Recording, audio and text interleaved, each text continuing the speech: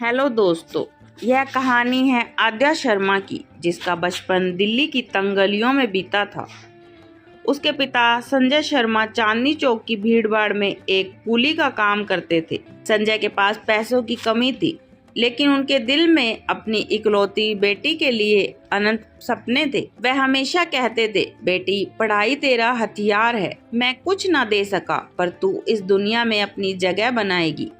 इसी सीख के साथ आद्या ने अपनी मेहनत से दिल्ली विश्वविद्यालय में कॉमर्स की पढ़ाई शुरू की। वह अपने पिता की आंखों में अपने लिए देखे गए गर्व को कभी नहीं भूलती थी। लेकिन जिंदगी ने उसे एक दर्दनाक मोड़ पर ला खड़ा किया। एक दुर्घटना में उसके पिता की मौत हो गई। उनकी मौत के बाद आद्या बिल्कुल अकेली रह गई। न कोई रिश्तेदार, न कोई सहारा। उसे अपनी पढ़ाई छोड़नी पड़ी और मकान मालिक द्वारा किराया न चुका पाने के कारण वह सड़क पर आ गई। जामा मस्जिद के पास एक सुनसान कोने में वह रातें गुजारने लगी। भूख और थकान से जूझते हुए भी उसने हिम्मत नहीं हारी। वह रंग बिरंगे मोतियों के कंगन और हार बनाकर बेचती, ताकि 2 वक्त की रोटी कमा सके। लोग आते जाते रहते, कुछ देखते, कुछ अनदेखा करते, लेकिन आद्या की आंखों में हमेशा एक दृढ़ता रहती थी। एक शाम जब सड़कों पर कीचड़ था, आद्या को जमीन पर एक चमड़े का बटुआ मिला।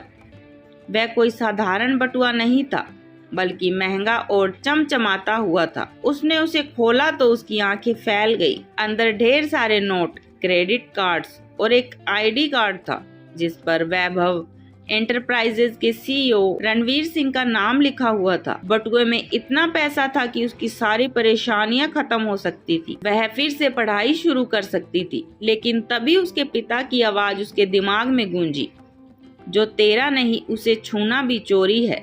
अगली सुबह आद्या उस आलीशान ऑफिस टावर के पास पहुंची। गेट पर खड़े गार्ड्स ने उसे गरीब समझकर अंदर जाने से रोका। क्या चाहिए? एक गार्ड ने रूखे स्वर में पूछा। आद्या ने शांत स्वर में बटुए का आईडी कार्ड दिखाते हुए कहा कि वह इसे लौटाने आई है। गार्ड हैरान था। कुछ देर बाद रणवीर के असिस्टेंट नेहा उसे रणवीर के ऑफिस में ले गई।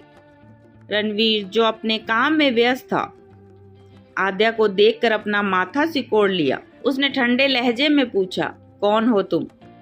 आद्या ने बटुआ टेबल पर रखा और कहा, यह आपका है सर, मुझे सड़क पर मिला। रणवीर ने बटुआ खोला और अंदर मौजूद पैसे। वह कुछ पल खामोश रहा, फिर उसने पैसों का एक बंडल निकाला और आद्या की तरफ बढ़ाया। आद्या ने सिर हिलाकर कहा, मैं यह पैसे के लिए ही नहीं कर रही हूँ, मैं दान नहीं, काम चाहती हूँ। रणवीर उसकी ईमानदारी और स्वाभिमान से इतना प्रभावित हुआ कि उसने उसे सफाई कर्मचारी की नौकरी दे दी। आद्या ने यह काम पूरी लगन और मेहनत से किया।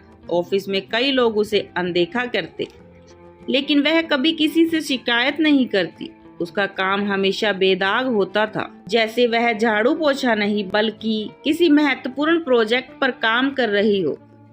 उसकी मेहनत देखकर बाकी स्टाफ भी उसका सम्मान करने लगा। एक दिन टॉप फ्लोर पर सफाई करते हुए आद्या की नजर एक खुली हुई फाइल पर पड़ी। उसने देखा कि कंपनी में लाखों की धोखाधड़ी हो रही थी। उसके पिता ने उसे सिखाया था कि ईमानदारी सिर्फ अपने पैसों में नहीं, दूसरे के हक की रक्षा में भी है। बिना किसी डर के उसने रणवीर को इसकी जानकारी दी। रणवीर ने तुरंत जांच करवाई और पाया कि एक सीनियर ऑफिसर ने यह धोखाधड़ी की थी। उस ऑफिसर को तुरंत कंपनी से निकाल दिया गया। रणवीर आज्ञा की बुद्धिमत्ता और ईमानदारी से इतना प्रभावित हुआ कि उसने फाइनेंस ट्रेनी के पद के लिए आवेदन करने को कहा। आद्या ने इंटरव्यू में अपनी काबिलियत साबित कर दी और वह उसे नौकरी मिल गई।